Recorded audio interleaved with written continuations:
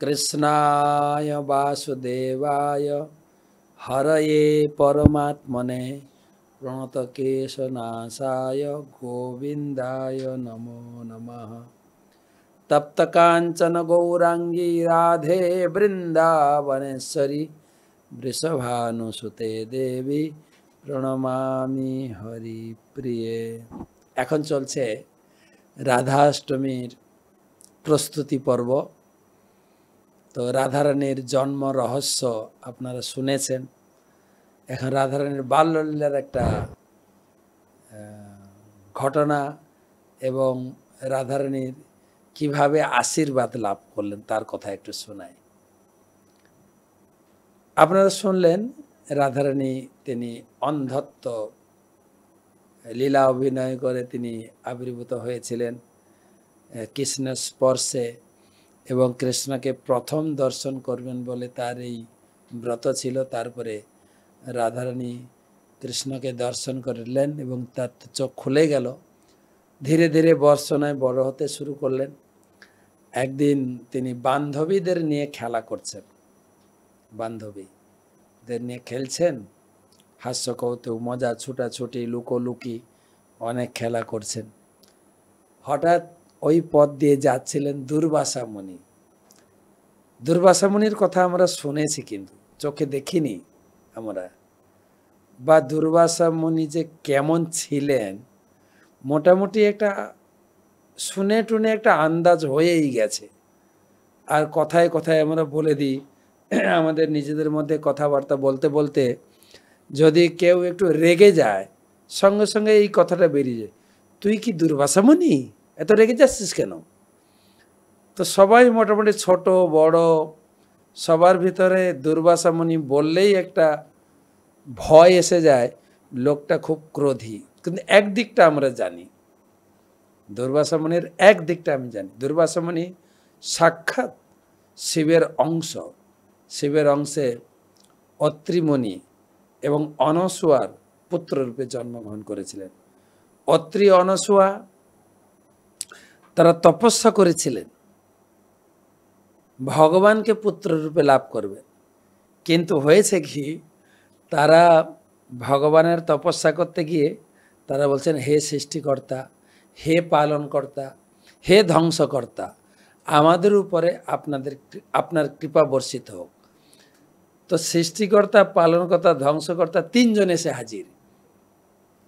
তারা যেখানে তপস্যা করেছেন সেই জায়গায় আমি গেছি, অত্রি আশ্রম বা অনসূয়া আশ্রম, ঠিক চিত্রকূট পর্বতে যাওয়ার আগে। তো ভাই কয়েকদিন পরে আমরা আবার যাব, দুর্গা পূজাতে নিয়ে যাব। খুব পবিত্র জায়গা, সামনে গঙ্গা নদী, স্বচ্ছ জল, অপূর্ব জায়গা। সেখানে তারা তপস্যা করেছিলেন, তাদের তপস্যার বলে গঙ্গা প্রকটিত হয়েছে, সেই গঙ্গা। তো সেখানে তারা যেই প্রার্থনা করছেন, সেই জঙ্গলে তপস্যা করছিলেন, তিনজন দেবতা এসে গেছেন, ব্রহ্মা বিষ্ণু মহেশ্বর।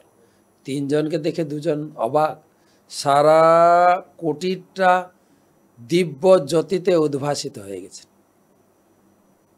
দুজন বলছেন, আমরা তো একজনকে ডেকেছি, আপনারা তিনজন এলেন কেন? বলে, তোমরা তিন রূপে ডেকেছ, সৃষ্টিকর্তা, পালনকর্তা, ধ্বংসকর্তা, তিনটে তো আলাদা বিভাগ, আলাদা ডিপার্টমেন্ট, তাই আলাদা ডিপার্টমেন্টের তিনজন লোক এসে গেছে।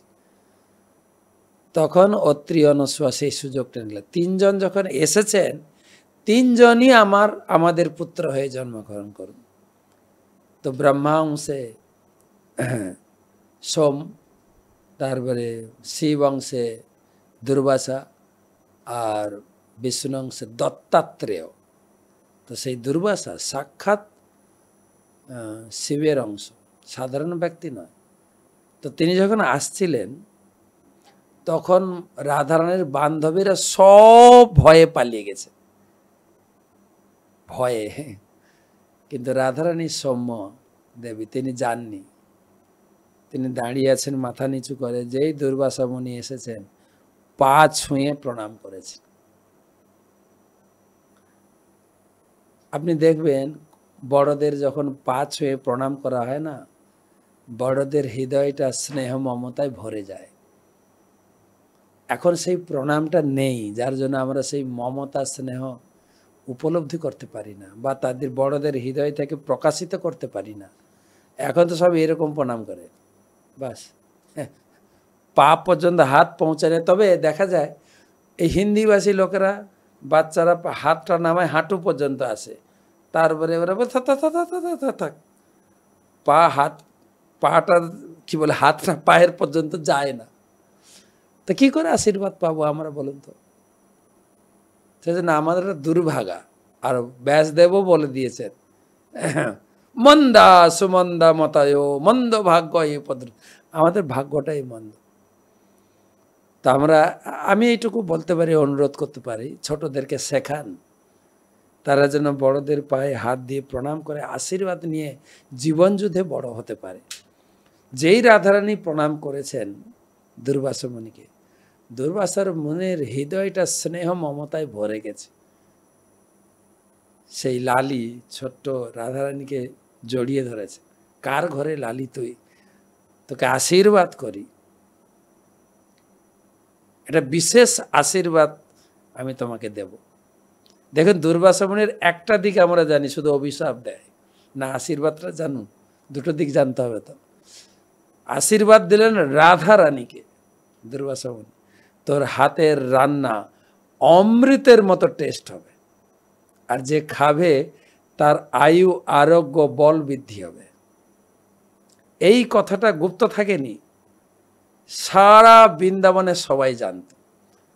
রাধারানীর উপরে একটা বিশেষ পুঁজি আশীর্বাদ আছে দুর্বাসা মুনির, আর সেটারই সুযোগ নেওয়ার চেষ্টা করেছেন আমাদের মা যশোদা। রাধারানীর বিয়ে হয়ে গেছে, কৃষ্ণের জন্য মা রান্না করে। সাধারণত বাড়িতে রান্না করার লোক থাকলেও বাচ্চা বা ছেলের জন্য রান্না করবে মা, কিন্তু মা যশোদা কৃষ্ণের খাওয়ার জন্য, রন্ধন করার জন্য রাধারানীকে ডেকে আনতেন।